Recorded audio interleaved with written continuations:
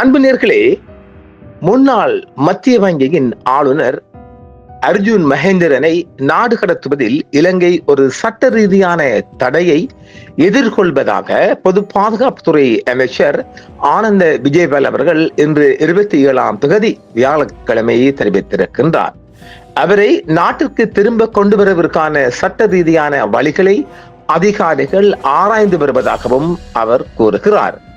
Singapore குடிமகனான சிங்கப்பூரில் வசிக்கும் மகேந்திரன் தனது பெயரை மாற்றியுள்ளார் என்று விஜயபால தெரிவித்திருக்கின்றார். இதை நாம பல தடவை ஊடறுப்புல சொல்லியிருக்கிறோம். அவர் தன் பேரை மாத்திட்டாரு, உங்களுக்கு கொண்டு வர முடியாது, நீங்க டிப்ளமேட்டிக் மிஷன் ஊடாக சில நகர்வுகள் செய்கின்ற போது மாத்திரம்தான் கொண்டு வரலாம், நீங்கள் பேப்பர் மூவ் ஆகி கொண்டு வர முடியாது. நாம ஒரு 4-5 ஆண்டுக்கு முதலாக தொடர்ந்து பல காணொளிகள் தந்திருக்கின்றோம். ஜனாதிபதி ரணில் விக்ரமசிங்கே, முன்னாள் ஜனாதிபதி ரணில் விக்ரமசிங்கே அவர்கள் 3 தடவை சிங்கப்பூர் சென்றிருக்கின்றார். ஒன்று டிரான்சிட் விசா மூலமும், மற்றது 2 தனிப்பட்ட முறை, ஒன்று டோக்கியோ போற வழியிலையும், 2வது அவர் பர்சனலாக தனிப்பட்ட ரீதியிலையும் 2 தினங்கள் அவர் சிங்கப்பூரில் அர்ஜுன் மகேந்திரனை சந்தித்திருக்கின்றார் என்றும், 3 தடவை போன விடயத்தில் 2 தடவை சந்தித்தும், பிறகு hotel residency president hotel presidency இல்ல சந்திச்சுகிறார் 3 மணி நேரம் என்று நாம தொடர்ச்சியாக பல காணொளிகள் ஊடறுப்புல தந்திருக்கிறோம் இல்லையா? அதே இந்த 27 தான் இந்த அமைச்சர் சொல்லுகின்றார். அவரை இலங்கைக்கு நாடு கடத்துவதில் ஒரு சட்ட ரீதியான தடை உள்ளது என்றும் விஜயபால கூறியிருக்கின்றார். இருப்பினும் அதிகாரிகள் சட்ட ரீதியான வழிகளை ஆராய்ந்து வருவதாகவும் அவர் தெரிவித்திருக்கிறார். சட்டப்படி நீங்க பேப்பர் மூவ் ஆகி கொண்டு வர மாட்டேங்க மாப்பிள்ள. இதற்கிடையில் மத்திய வங்கி பத்திர வழக்கு தொடர்பான நடவடிக்கைகள் தொடர்ந்து நடைபெற்று வருவதாகவும் அமைச்சர் ஆனந்த விஜயபால தெரிவித்திருக்கின்றார். சிங்கப்பூரின் நாடு கடத்தல் சட்டத்தின் கீழ் உள்ள சட்ட தேவைகளை மகேந்திரனின் கோரிக்கை பூர்த்தி செய்யவில்லை என்று கூறி அவரை நாடு கடத்துவதற்கான இலங்கையின் கோரிக்கையை சிங்கப்பூர் முன்னர் நிராகரித்தது. அது உண்மை. மத்திய வங்கி பத்திர பரிவர்த்தனைகள் தொடர்பான சட்ட நடவடிக்கைகள் தொடர்பாக மகேந்திரன் இலங்கையில் தேடப்பட்டு வரும் ஒருவர் இன்டர்போல் மூலமும் அவர் தேடப்பட்டு வருகின்றார். அரசுக்கு 11 மில்லியன் அமெரிக்க டாலருக்கும் அதிகமான இழப்புகளை ஏற்படுத்தியதற்காக மகேந்திரன் மீது 2019 ஆண்டு ஜூன் மாதம் நிரந்தர உயர்நீதிமன்றத்தில் குற்றப்பத்திரிகை தாக்கல் செய்யப்பட்டுள்ளது. இதற்கிடையில் பல்வேறு குற்ற வழக்குகளில் தேடப்படும் சந்தேக நபர்களை சட்ட நடவடிக்கைகளுக்காக இலங்கைக்கு திரும்பிக் கொண்டு வரும் முயற்சிகளின் ஒரு பகுதியாக அதிகாரிகள் மொத்தம் 236 இன்டர்போல் சிவப்பு அறிவிப்புகளை பெற்றுள்ளதாக ஆனந்த விஜயபால தெரிவித்திருக்கின்றார். அவற்றில் தற்போதைய அரசாங்கம் பதவியேற்ற பிறகு 110 ரெட் நோட்டீஸ் கொடுத்தவங்களை பெறப்பட்டதாகவும் அவர் தெரிவித்திருக்கின்றார். தேடப்படும் 66 நபர்கள் ஏற்கனவே இலங்கைக்கு திரும்ப கொண்டு வரப்பட்டுள்ளதாகவும், மேலும் 97 பேர் மீதான விசாரணைகள் நடைபெற்று வருவதாகவும் அமைச்சர் தெரிவித்திருக்கின்றார். 39 நபர்களின் இருப்பிடங்களை அதிகாரிகள் அடையாளம் கண்டுள்ளதாகவும் அவர் தெரிவித்திருக்கின்றார். தேடப்படும் மேலும் ஒரு நபர் அடுத்த வாரம் இலங்கைக்கு திரும்பிக் கொண்டு வரப்படுவார் என எதிர்பார்க்கப்படுவதாக விஜயபால தெரிவித்திருக்கிறார். இத்தாலியிலிருந்து அநேகமாக கஞ்சிப்பானை இம்ரான் கொண்டு வர வாய்ப்பு இருக்கிறது என்று ஆகஸ்ட் 27 வெளியான ஒரு புதிய தகவலுடன் தொடர்புடையது. கிடைத்துள்ள தகவல்களை பார்த்தால் முக்கியமான விஷயம், பெயர் மாற்றம் செய்யப்பட்டுள்ள சிங்கப்பூர் சட்டத்தின் இடம்பெறாத அவரை இலங்கைக்கு நாடு கடத்துவதில் சிக்கம் ஏற்பட்டுள்ளதாகவே செய்திகள் இருக்கின்றது. அர்ஜுன் மகேந்திரன் யார் என்றால், அர்ஜுன் மகேந்திரன் இலங்கை மத்திய வங்கியின் முன்னாள் ஆளுநர். 2015 ஆண்டு நடைபெற்ற சர்ச்சைக்குரிய மத்திய வங்கி திரேசரி பத்திர ஏலத்துடன் தொடர்புடைய பிணைமுறி மோசடி வழக்கில் அவர் முக்கிய குற்றம் சாட்டப்பட்டவர்களில் ஒருவராக இலங்கை அதிகாரிகளால் அடையாளம் காணப்பட்டு வழக்கு தாக்கல் செய்யப்பட்டுள்ளது. கடந்த பொது தேர்தல் ஜனாதிபதி தேர்தலில் அனுருகுமார திஸ்ஸநாயக்க அவர்கள் சிங்கப்பூரிலிருந்து அர்ஜுன் மகேந்திரன் இழுத்து வரப்படுவார் என்று சொல்லப்பட்டுச்சு இல்லையா? அதற்காகத்தான் இதை சொல்றாங்க. அவர் சிங்கப்பூர் சென்றது ஏனென்றும் இலங்கை அவரை விசாரணை மற்றும் நீதிமன்ற நடவடிக்கைகளுக்காக மீண்டும் நாட்டுக்கு அழைத்து வர முயற்சித்து வருகிறது. 2019 ஆண்டு இலங்கை சட்டமாதிபர் திணைக்களம் சிங்கப்பூருக்கு சுமார் 21,000 பக்கங்கள் கொண்ட நாடு கடத்தல் ஆவணங்களை அனுப்பியதாக அப்போது தெரிவிக்கப்பட்டது, இப்போதும் தெரிவிக்கப்பட்டது. அந்த ஆவணத்தின் பிரகாரம் Singapore rules and regulation and immigration கடைசி வரை முடியாது. என்ன பேப்பர்ல ஆங்கிலம் அவ்வளவோட அந்த கோரிக்கையை சிங்கப்பூர் அதிகாரிகள் பரிசீலித்து வந்ததாகவும் 2019 ஆண்டு தெரிவிக்கப்பட்டது. இலங்கை சட்டமாதிபர் திணைக்களத்தில் இன்டர்போல் மூலம் கிடைத்த தகவலின்படி அர்ஜுன் மகேந்திரன் தனது பெயரை ஹர்ஜன அலெக்சாண்டர் என மாற்றியுள்ளதாக தெரிவிக்கப்படுகிறது. அதாவது இது புதிதாக 2026 ஆண்டு நடந்த பெயர் மாற்றம் அல்ல. பெயர் மாற்றம் தொடர்பான தகவல் 2020 ஆண்டிலேயே கிடைக்கப்பட்டிருக்கு. நாம் 2019 ஆண்டு தொடர்ச்சியாக சொல்லியிருக்கிறோம். சிங்கப்பூர் குடியுரிமை தற்போது முக்கியமான பிரச்சனை என்றால் இல்லை. தற்போதைய தகவலின்படி மகேந்திரன் சிங்கப்பூர் குடிமகனாக சிங்கப்பூரில் வசித்து வருவதாக பொது பாதுகாப்பு அமைச்சர் ஆனந்த விஜயபால தெரிவித்திருக்கிறார். இல்லை, அவர் லண்டனுக்கு மூவ் ஆயிருக்கிறார். அவரை இலங்கைக்கு நாடு கடத்துவதற்கு சிங்கப்பூர் சட்டத்தில் சட்ட ரீதியான தடைகள் இருப்பதாக தான் அமைச்சர் கூறியிருக்கின்றார். 2025 ஆண்டிலும் சிங்கப்பூர் அதிகாரிகள் தங்களது சட்ட அமைப்பின் கீழ் மகேந்திரனை இலங்கைக்கு நாடு கடத்த முடியாத நிலை இருப்பதாக தெரிவித்துள்ளதாகவும் இலங்கை அரசாங்கம் தெரிவித்திருக்கின்றது. அடுத்தது நாம சொல்லியிருக்கிறோம், லேசாக எனக்கு யூரோப் முழுவதும் தெரியும். யூரோப் போன்றுதான் சிங்கப்பூரும் பார்த்திருக்கணும். சிங்கப்பூரில் ஒருவர் தனது பெயரை சட்டப்படி மாற்றிக்கொள்ள முடியும் என்றால் எப்போது நினைத்தாலும் உடனடியாக பதிவை மாற்றிவிட முடியாது. ஆனால் பொதுவாக டீட்ஃபால் சேஞ்ச் ஆஃப் நேம், அதுதான் டீட்ஃபால் சொல்லுவாங்கல்ல. இந்த விளக்கம் நான் தந்திருக்கேன். லண்டன்ல அடுத்த செகண்டே மாத்தலாம். ஒரு டீட் போல் கொடுத்தா சரிங்க.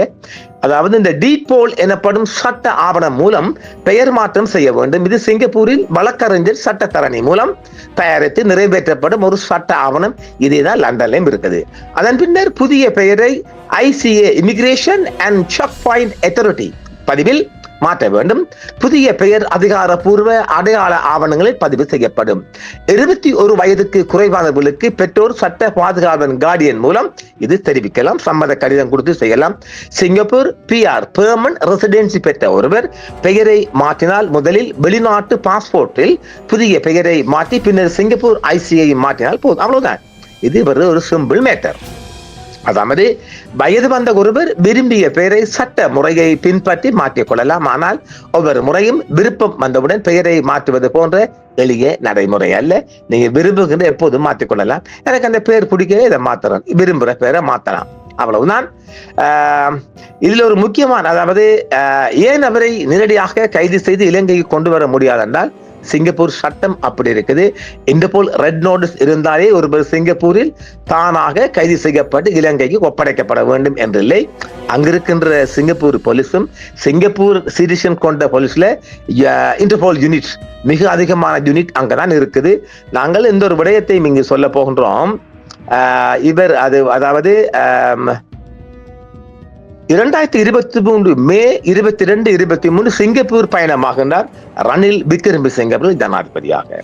2023 ஆகஸ்ட் 21, 22 அப்ப மே 2 நாள் போறாரு, ஆகஸ்ட் 2 நாள் போறாரு. உத்தியோகபூர்வ வேலையில் தான் போறாங்க. இலங்கை வெளிவிவகார அமைச்சிலையும் இந்த ரெக்கார்ட் இருக்கணும். அப்படி போனா உண்மையா போனா இருக்கணும், இல்ல இருக்கணும். ரணில் விக்ரமசிங்கே 2 முறை சிங்கப்பூர் போனாலும் ஒரு முக்கிய விடயம், 2022 ஆண்டு ரணில் ஜனாதிபதியாக பதவியேற்ற பின்னர் முதலாக சிங்கப்பூரில் டிரான்சிட் விசிட் விசாவில் இடம்பெற்றதாகவும் ஒரு தகவல் இருக்குது. அப்ப 3 முறை அவர் சிங்கப்பூர் போயிருக்கிறார். அதுலதான் ஹோட்டல் பிரசிடென்சில சந்திச்சிருக்கிறார். அர்ஜுன் மகேந்திரனை சந்திச்சு 3 மணி நேரம் இதை நாம சொல்லியிருக்கிறோம். சரி, இது எப்படி கிடைக்குது என்றால் இந்த தகவல் ஒரு உளவு தகவலாக தருகின்றோம். 2023 மே 2 டேஸ் மே 22, 23 சிங்கப்பூர் பயணமானவுடன் இவரை ஏர்போர்ட்ல வச்சு, சிங்கப்பூர் இன்டர்நேஷனல் ஏர்போர்ட்ல வச்சு இந்தியாவோட உளவாளி ரெண்டு போல பண்றாங்க. ஏன் போல பண்றாங்க என்றால், இவர் அமெரிக்கா சார்ந்தவர் இல்ல, இவர் இலங்கையை விட்டு மறைந்து சிங்கப்பூர்ல ஏதாவது அமெரிக்க அதிகாரிகளை அல்லது அமெரிக்க உளவாளிகளை அல்லது அமெரிக்காவின் அரச உயர்மட்டங்களை சந்திக்கிறாரா என்பதை ரோ பார்க்குது. அந்த தகவல் தான் இந்த தகவல். அதுக்கப்புறமாக 2023 ஆகஸ்ட் 21, 22 அதுவும் 21, 22 2 days போறார். அவர் அங்க லேண்ட் ஆன உடனே அங்க கார் ஓட்டுவாங்கல்ல, சிங்கப்பூரை பொறுத்தவரை அந்த டெக்ஸி ஓட்டுறவங்க எல்லாம் மிக அதிகமான லிங்க் உள்ளவங்க. இங்க இந்திய ரோவின் உளவாளிகள் கொழும்பிலிருந்து தகவல் பறக்கின்றது சிங்கப்பூர் எம்பசி, அதாவது சிங்கப்பூரில் இருக்கின்ற இந்தியன் எம்பசி போது அங்கிருந்து 3-4 பேரோ களமிறங்குகின்றார்கள். இவர் ரணில் விக்ரமசிங்கவை போல பண்ணி எதுக்காக? அதாவது எப்பொழுதும் இவங்க இஸ்ரேல் இல்ல, சீனாவும் இல்ல, இவங்களுக்கு அச்சம் இவர் ரணில் ஆட்சியில அமெரிக்காவுக்கு கூட இவர் பயணிக்காரா, இந்த பயணத்தின் போது இந்தியாவுக்கான அச்சுறுத்தல்கள் ஆபத்துகள் பற்றி ஏற்கனவே டெல்லியில ஒரு பட்டியல் போடப்பட்டிருக்குது. அப்படியானால் இவர் போகும் இடமெல்லாம், இவர் கொழும்பை விட்டு போகும் இடமெல்லாம் மொஷாட் போன்று, அதான் நாங்க சொல்லியிருக்கிறோம் இல்ல, மொஷாட்டும் இல்ல ரோவும் ஒரு பாதையில் பயணிப்பதாக. அந்த மாதிரி ஒரு கட்டத்துல தான் இவரை ஃபாலோ பண்றாங்க. இவரை ஃபாலோ பண்ணி பார்த்ததுல தான் அர்ஜுன் மகேந்திரனை அவர் சிங்கப்பூர் சந்திக்கிறார். அடுத்த ஒரு விசிட் வருகிறது 2022 ரணில் ஜனாதிபதியாக பதவியேற்ற பின்னர் சிங்கப்பூர்ல ஒரு ரான்சிஸ் விசாவில் வரன்னு செல்லமா, அதுல அவர் போய் வெளியே போய் ஒரு 1 hour 2 hour வெளியே போறார். அது ஹோட்டல், அந்த ஹோட்டல் வெளியாகல, அங்கேயும் இவரை பார்த்திருக்கிறார். இவர் சிங்கப்பூர் சென்ற பின்னர் ஜப்பானுக்கு செல்கிறார். எப்போது 2023 மே மாதத்தில் அவர் சிங்கப்பூர் சென்றவுடன் ஜப்பானுக்கு செல்கின்றார். 23 மே 2023 இலங்கையிலிருந்து புறப்பட்ட முதலில் சிங்கப்பூர் சென்றார் ரணில் விக்ரமசிங்கே. அங்கு சிங்கப்பூர் சட்டம் மற்றும் உள்துறை அமைச்சர் கே சண்முகத்தை உள்ளிட்டவர்களை சந்திக்கிறார். எதுக்கு சந்திக்கிறார்? இதாங்க உள்ள plus point and highlights. Singapore home மினிஸ்டரை சந்திக்கிறார். இதுல உள்ள சிக்கல்களை தெளிவாகி கொள்றார். அது இவர இலங்கைக்கு இவர நாடு கடத்தத்துக்குரிய வழிவகைகள் இருக்கா இல்லையா என்பது குறித்தும் அங்கு பேசப்பட்டிருக்கு. அதன் பின்னர் மே 24, 2023 முதல் ஜப்பான் மேற்கொண்டார். அது ஜப்பான்ல இருந்த சிங்கப்பூர் வந்து ஜப்பான் போறார். ஜப்பானில் வெளியுறவு அமைச்சகமும் அவர் 24, 27 மே ஜப்பான் இருந்ததாக உறுதிப்படுத்துகிறது. அது சொல்றாங்க, வேற எங்கேயும் போகல. அவர் 25 மே அன்று டோக்கியோவில் ஜப்பான் பிரதமர் ஃபுமியோ கிஷிடாவை சந்திக்கிறார். 2023 25 அதே மே 25, 26 டோக்கியோவில் நடைபெற்ற நிகாய் ஃபியூச்சர் ஆஃப் ஏசியா மாநாட்டிலும் ரணில் கலந்து கொள்கின்றார். ரணில் சிங்கப்பூர் சென்றது, அங்கிருந்து ஜப்பான் சென்றார் என்று சொல்லப்பட்டாலும் அவர் அதிகாலையில போறாராம்.